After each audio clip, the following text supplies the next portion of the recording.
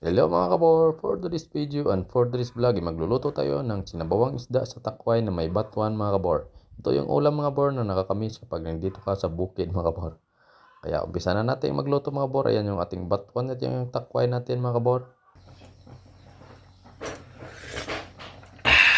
Asim kilig mga kabor. Ang una po ang ginagawa po, binuksan po yung ref at saka kinuha ko yung takway at saka yung ating isda mga kabor. Ayan na siya mga kabor. Ang ating gamitin at nag-slice lang ko ng ating mga sangkap, yung sibuyas at saka luya. Naglagay ko ng tubig mga kabor at saka sinindihan ko na. Nilagyan ko ng tanglad at sibuyas at saka luya mga kabor. Nilagyan ko ng pangpalat na asin at pangpatamis na bitsin. At saka tinakpan, hinintay kong kumulo. Ayan ang mga kabor, kumulo. At after ng 20 minutes, binuksan ko mga kabor at nilagay ko na yung isda.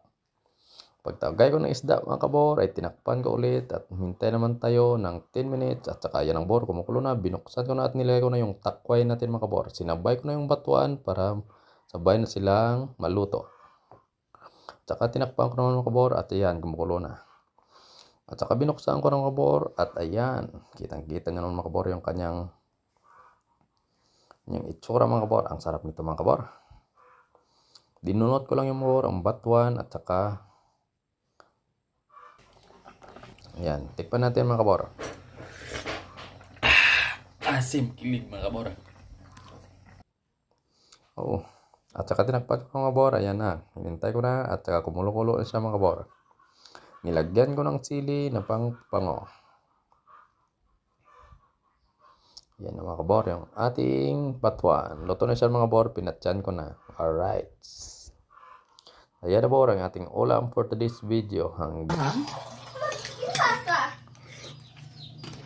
Saan tayo mga kabor? Ulam, takway, isda. Kain.